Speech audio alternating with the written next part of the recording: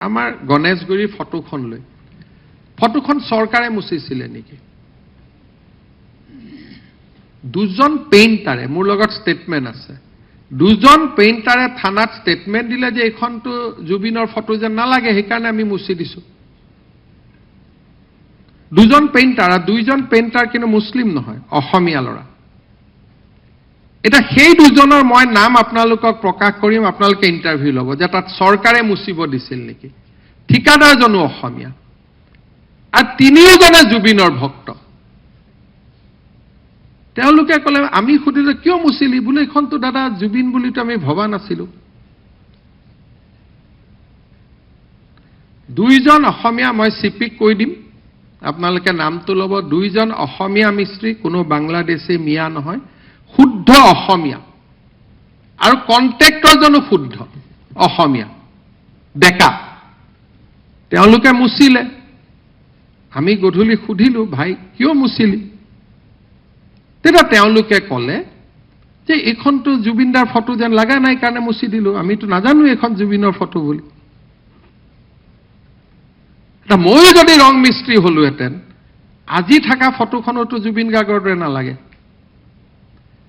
জুবিনৰ ফটো এখন সামাজিক নিয়মে কি কয় যে জুবিন গাৰ্গৰ ফটো এখন গৰিমা গাৰ্গে অফিচিয়েলি ৰিলিজ কৰিব, যে এইখন জুবিনৰ আনুষ্ঠানিক পৰ্ট্ৰেট হ'ব। চব মানুহে সেইখন আঁকিব, আঁকাততো আপত্তি নাই। এখন ফটো ৰিলিজ হ'ব লাগিব নে নাই? চবেইতো চব ধৰণে আঁকিব নোৱাৰে, আঁকিব পাৰে নেকি আপোনালোকে কওকচোন? ৰাষ্ট্ৰপতিৰ ফটো, আমি যিকোনো ফটো লগাব নোৱাৰো। এখন পৰিয়ালে ফটো ৰিলিজ কৰি দিয়ে যে এই ফটোখনে প্ৰতিমূৰ্তি বনালেও এইখন ফটো। এতিয়া কি হৈছে, তাকে লৈ তেজপুৰত এখন অদ্ভুত ফটো বনায়, বৰপেটাত এখন অদ্ভুত ফটো বনায়, তাকে লৈ দুদিন ছ'চিয়েল মিডিয়াত চৰ্চা। আচল নিয়মটো কি যে আমাৰ জাতিটো কেনেকৈ পৰিচালনা হ'ব লাগে?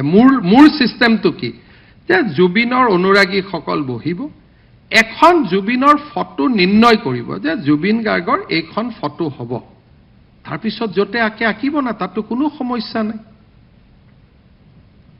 এতিয়া এই যিটো গ্ৰুপে ফটো আঁকে, তেওঁলোক হ'ল SFI, আৰু তেওঁলোকে ফ্লাইঅভাৰ হ'ব প্ৰথম নিদিয়ে, আৰু ফ্লাইঅভাৰখন হোৱাৰ পিছত তেওঁলোকে ফটো আঁকে। আপোনালোকে চাব, এই যে যিজন ল'ৰা, তেওঁ ভৰলুমুখৰ ফ্লাইঅভাৰ হ'ব নিদিয়ে, ইটো হ'ব নিদিয়ে, প্ৰথম গছ কিয় কাটিছে বুলি তেওঁলোকে আন্দোলন কৰে, এই একেটা গ্ৰুপ।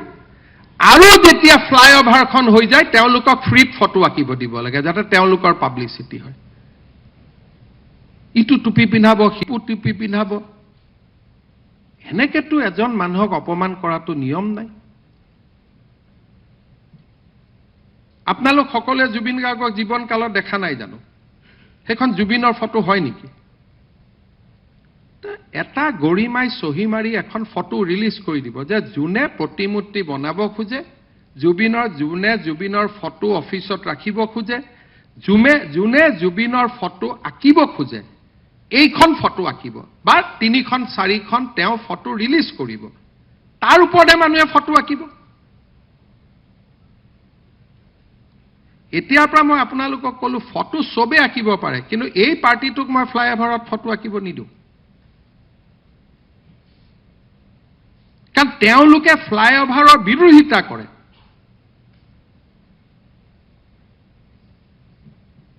জুবিনৰ ফটো কোনে আঁকিব? জুবিনৰ ফাউণ্ডেশ্যন আছে, এপ্ৰুভ ল'ব, অনুমতি ল'ব। এইটো জবৰদস্তি আঁকা নহয়। জুবিনৰ ফটো আঁকিব কোনে মানা কৰিব? কিন্তু প্ৰক্ৰিয়া এটা থাকিব নে নাই? চাব লাগিব নে নাই কোনোবা এইখন জুবিনৰ ফটো হৈছে নে নাই হোৱা? তাৰমানে গোটেই অসমখনক চবেই ভাবে যে ছ'চিয়েল মিডিয়া, ইনষ্টাগ্ৰামত হুলস্থুল কৰি দিম আৰু জবৰদস্তি কৰিম। এইটোতো নহয়। মই মনে মনে সিদিনাখন কিয় আছিলোঁ? সিদিনাখনো মই গোটেইখিনিক খেদিলোহেঁতেন। মই জাপানৰ প্ৰধানমন্ত্ৰী আহিব বুলিয়ে মনে মনে থাকিলোঁ।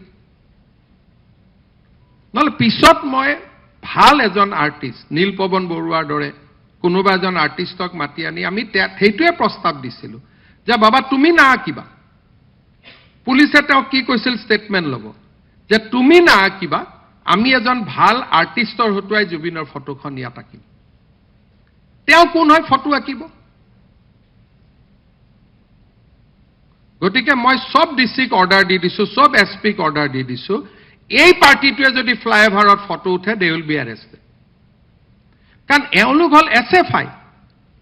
আৰু য'ত ত'ত গৈ পেলাই ফটোৰ ওপৰত চে গুৱেভাৰা বনাই দিয়ে ভাই। চে গুৱেভাৰা কোন হয়? মইতো কিউবাত গৈছো, তাত আটাইতকৈ দেখিছো, কিউবাৰ কথা ষ্টাডি কৰিছো, আটাইতকৈ ড্ৰাগছৰ ব্যৱসায় তাত হয়। আমাৰ লগত চে গুৱেভাৰাৰ অসমৰ মাটি পানী বায়ুৰ লগত কি সম্পৰ্ক আছে? কোন হয়?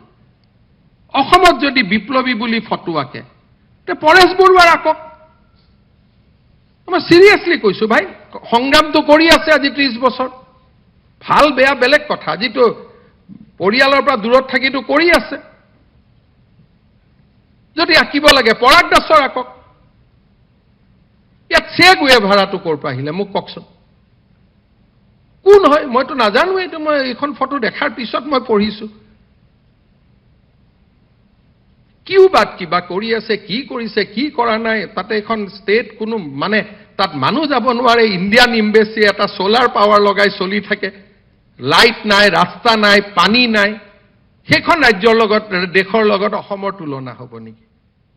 ফটো গাম্ভীৰ্যপূৰ্ণভাৱে যে আজি আমি এইখন ফ্লাইঅভাৰত অমুকৰ ফটো আঁকিম, জিলা আয়ুক্তই অনুমতি দিব। অসম চাৰু কাৰু কলা আমাৰ নিকেতন আছে, সুন্দৰ কৰি তাৰ ষ্টুডেণ্ট যাব, ধুনীয়াকৈ ফটো আঁকিব। কোনখন ফটো আঁকিব গৰিমা আগতে চহী কৰি দিব যে এইখন ফটো জুবিন গাৰ্গৰ ফটো হ'ব। তেনেকে এখন শৃংখলিত প্ৰদেশ কেনেকে চলে মোক কওকচোন? ডিসিপ্লিন ষ্টেট এখন কেনেকে চলে? তেনেকেইতো চলে। ইয়াতে ভৰলুমুখত ফ্লাইঅভাৰখন হ'ব নিদিয়ে, গছ কাটা। দীঘিলী পুখুৰীত ফ্লাইঅভাৰখন হ'ব নিদিয়ে, গছ কাটা। ফ্লাইঅভাৰ হোৱাৰ পিছত এই পাৰ্টিটোৱে গৈ কয় মোক ফটো আঁকা জেগাখন দে। তো কেনেকে হ'ব পাৰে ভাই? হয় বিদ্ৰোহিতা কৰ, নহ'লে ফটো আঁক। গতিকে মই সব ডিচি আৰু এছপিক কৈ দিছো যে এওঁলোকে যদি জুবিন গাৰ্গৰ ফটো আঁকিব খোজে ডিচি আঁকিব ফটোখন। কিন্তু এই পাৰ্টিটো কি নাম? এই SFI পাৰ্টিটোক আমি ফটো আঁকিব নিদিওঁ। নহ'লে তেওঁলোকে আগত ফ্লাইঅভাৰখনক সমৰ্থন কৰিব লাগিব যে আমি উৰণীয়া সেতু নিৰ্মাণক সমৰ্থন কৰোঁ কাৰণ আমি ফটো আঁকিম। তেতিয়া তেওঁলোকক আমি গেলাৰী স্পেচ এটা দি দিম যে যিমান ফটো আঁক আঁক, কিন্তু চে গুৱেভাৰা ষ্টাইলত নহয়। বিষ্ণুৰাভা জ্যোতিপ্ৰসাদৰ যেনেকে ফটো হয়, জুবিন গাৰ্গৰ ফটো তেনেকে আঁকক। বিষ্ণুৰাভা জ্যোতিপ্ৰসাদ ভূপেন হাজৰিকাৰ যেনেকে ফটো হয়, ফটোখন তেনেকে আঁকক যাতে ব্যক্তিজনে উপযুক্ত সন্মান পায়। এনেকেতো নহয়। আৰু প্ৰত্যেক কথাত যিবিলাকে ভাবে যে হিমন্ত বিশ্ব শৰ্মাই ভয় খায়, সিদিনাখনো মই ধৰিলোহেঁতেন। মই ভয়ত আছিলো যে ধৰিলে জাপানৰ প্ৰধানমন্ত্ৰীৰ ভিজিটটোত গণ্ডগোল হ'ব। কিন্তু ভয় খোৱা লাইন আমাৰ লগত নাই। তেওঁলোকে 200 আহিলে বিজেপিৰ 3000 আহিলেহেঁতেন। এনি টাইম বিজেপিৰ সংখ্যা বেছি। তেওঁলোকে 500 আনিলে আমি 50,000 মানুহ একে চুটত লৈ অহাৰ পৰা আমাৰ শক্তি আছে। গতিকে সেইকাৰণে আমাৰ নীৰৱতাবিলাকক কোনেও দুৰ্বলতা বুলি ভাবিব নালাগে। মই ষ্টেটখনৰ কথা বহুত ভাবো। জাপানৰ প্ৰধানমন্ত্ৰীজন আঁতৰি যোৱাটো এইটো বহুত মানে মই অন্তৰত মানি নোলোৱা এটা ঘটনা ঘটি আছে। আৰু ফটোখন কোনে মুচিছিল? কেনেকে ধুনীয়াকৈ নেৰেটিভ বনাই ল'লে চৰকাৰে ফটোখন মুচাৰ পিছত। 2টা মিস্ত্ৰী অসমীয়া, 2টা কন্ট্ৰেক্টৰ অসমীয়া। আপোনালোকক কালি মই আজিয়ে গৈ আপোনালোকে পাৰ্থ মহন্তৰ পৰা লৈ ল'ব নামকেইটা, আৰু তেওঁলোকক সুধিব কিয় মচিছিলে। কোনেওতো এটাও ইণ্টাৰভিউ নললে, এটা টিভিয়েওতো ইণ্টাৰভিউ নললে। সেই মানুহ দুজনক থানাতে বহি আছিল যে হিমন্ত বিশ্ব শৰ্মাই মচিব লগাই দিছিলে নেকি আপোনালোকক, কোনোবা ইঞ্জিনিয়াৰ মচিব লগাই দিছিল নেকি। একেবাৰে লিখিয়ে দিলে যে চৰকাৰে মচিব। চৰকাৰৰ জুবিন গাৰ্গৰ লগত কি আছে? চৰকাৰেতো জুবিন গাৰ্গৰ কাৰণে চব কৰি আছে। সমাধি বনোৱাৰ পৰা ইমান 25,000 টকা পৰ্যন্ত মহিলাখিনিক দিয়াৰ পৰা আমিতো চব জুবিনৰ কাৰণে কৰি আছো। কোৰ্টত স্পেচিয়েল হিয়াৰিঙৰ পৰা ভাল উকিল লগোৱাৰ পৰা আমিয়েতো চব কৰি আছো। আন কোনে কৰি আছে? গতিকে এই কথাটো মই এইটো কনটেক্সটত ক'লো যে অসমত এই কন্ট্ৰাডিকশ্যনবিলাক থাকিব। প্ৰথম ফ্লাইঅভাৰৰ বিৰোধিতা কৰিব, ফ্লাইঅভাৰখন হ'লে ফটো মুচিব। আমি এনেকুৱা বিচাৰো যে ফ্লাইঅভাৰখনৰ বিৰোধিতা নকৰিব, ফ্লাইঅভাৰখনত কওক যে আমি চিত্ৰাংকন কৰিব খোজো, আমাৰ কাৰণে গেলাৰী এটা ডিজাইনত ৰাখিব। আমি তেতিয়া ধুনীয়াকৈ গেলাৰী এটা ডিজাইনত ৰাখিম। লক্ষ্মীনাথ বেজবৰুৱাৰ ফটো আঁকক, ভূপেন হাজৰিকাৰ ফটো আঁকক, আৰু স্থান আৰু জাগাৰ বহুত মহত্ব আছে। সেই যিটো জাগাত জুবিন গাৰ্গৰ ফটো আঁকা হৈছে, তাত আন মানুহৰ তাত স্মৃতি জড়িত হৈ আছে।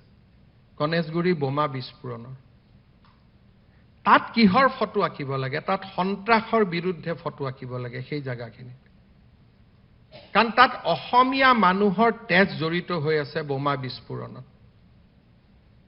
আৰু তাৰ পৰা দূৰত আমাৰ চানমাৰী ফ্লাইঅভাৰখনত ধুনীয়াকৈ এটা গেলাৰী লৈ লওক যে আমি ইয়াতে জুবিন গাৰ্গৰ শৈশৱৰ পৰা মৃত্যুলৈকে 12খন ফটো অংকন কৰিম। স্থান কাল পাত্ৰ থাকিবনে নাই? য'ত গণেশগুৰি বোমা বিস্ফোৰণ তাত হৈছিলে নে নাই আপোনালোকে কওক? তাতে কাৰ ফটো আঁকিব লাগিব? তাত ফটো আমি আঁকিব লাগিব সেই 15জন ব্যক্তি য'ত তাত মৃত্যু হৈছে। তাতে কাৰ ফটো আঁকিব লাগিব? সন্ত্ৰাসৰ বিৰুদ্ধে, যে অসমে কেতিয়াও সন্ত্ৰাস নামানে। সেই জাগা হ'ল গণেশগুৰিত। তাৰপিছত চানমাৰী ফ্লাইঅভাৰলৈকে যাওক, সুন্দৰ জাগা। তাত জুবিনৰ শৈশৱৰ পৰা একেবাৰে মৃত্যুৰ সময়লৈকে ধুনীয়াকৈ কলেজ আঁকক, ফটো আঁকক, ধুনীয়াকৈ বনাওক। বোলে উলুবাৰীত আমি ভূপেন হাজৰিকা আঁকিম, বোলে আমি গণেশগুৰিত, আমি খানাপাৰাত আমি বিষ্ণু ৰাভাক আঁকিম, বোলে আমি ভৰলুমুখত আমি জ্যোতিপ্ৰসাদক আঁকিম। কোনখন চৰকাৰে বাধা দিব? মইতো উল্টাই আহ্বান কৰিছো যে আমাৰ গুৱাহাটী যিখন আৰ্ট কলেজ আছে, তেওঁলোকৰ ষ্টুডেণ্টখিনিয়ে প্ৰতিটো ফ্লাইঅভাৰতে থিম এটা লওক। এটা ফ্লাইঅভাৰ ভূপেন হাজৰিকাৰ থিম লওক, এটা ফ্লাইঅভাৰ লক্ষ্মীনাথ বেজবৰুৱাৰ থিম লওক, এটা ফ্লাইঅভাৰ জ্যোতিপ্ৰসাদ আগৰৱালাৰ থিম লওক, এখন ফ্লাইঅভাৰ জুবিন গাৰ্গৰ থিম লওক, এটা ফ্লাইঅভাৰ ডক্টৰ ভূপেন হাজৰিকাৰ থিম লওক, এখন ফ্লাইঅভাৰ জয়ন্ত হাজৰিকাৰ থিম লওক, আৰু ধুনীয়াকৈ গেলাৰী বনাওক না। কোনে বেয়া পায় কওকচোন? এই নেতিবাচক চিন্তাবিলাক অসমত বন্ধ হ'ব লাগিব। যেতিয়ালৈকে নেতিবাচক চিন্তা বন্ধ নহয়, তেতিয়ালৈকে নহয়। আৰু মইতো আজিয়ে কৈ দিছো যে অসমত মই নামানো, মই স্বীকাৰ নকৰো বা মই কণ্ডেম কৰো, কিন্তু কোনোবাই যদি বিপ্লৱী বুলি কেতিয়াবা কাৰোবাৰ ফটো আঁকিব লাগে, অসমীয়া বিপ্লৱী হিচাপে পৰেশ বৰুৱাৰ আঁকক, চে গুৱেভাৰাৰ আঁকি লাভ নাই। মোৰ চিধা কথা। যদি বিপ্লৱী হিচাপত চাব খোজে, কি ক'ৰ পৰা এটা টুপি টুপি পিন্ধাই কি হালত কৰি দিলে চিন্তা কৰকচোন। এইবিলাকৰ পৰা আমি দূৰত থাকিব লাগে, আৰু দূৰত থাকিলে অসমখন আগুৱাই যাব। আৰু এইবিলাক SFI, CPM এইবিলাকে খাই পেলাব দেশখন। সেইকাৰণে কোনোবাই ভাবি যায় হিৰো হৈছে, কোনদিনা মই NSAত ভৰাই দিম ঠিক নাই। মই খাতি তাতি নকৰো, কিন্তু সিদিনাখন মই ৰখিলো অকল জাপানৰ প্ৰধানমন্ত্ৰী আহিব বুলি। জুবিনৰ ফটো মুখ্যমন্ত্ৰীয়ে গৈ নিজে আঁকিব, ময়ো অলপ ৰং লগাই আহিম। জুবিনৰ লগত আমাৰ শত্ৰুতা আমি নাই নহয়। জীৱন কালত জুবিনক বেয়া পোৱা মানুহবিলাকে আজিকালি জুবিনক ভাল পায়, আৰু আমাৰ দৰে জীৱন কালত ভাল পোৱা মানুহবিলাকক বেয়া পোৱা বনাই দিছে। গতিকে এইটো ছিষ্টেমৰ পৰা আমি দূৰত যাব লাগিব। কিবা আছে যদি সোধক, নহ'লে সামৰণি মাৰো। হ'ব, আপোনালোকেও চাই চিতি এইবিলাক কৰি থাকিব। অসমখন ভাল হ'ব লাগে, মোৰ কথা ইমানেই।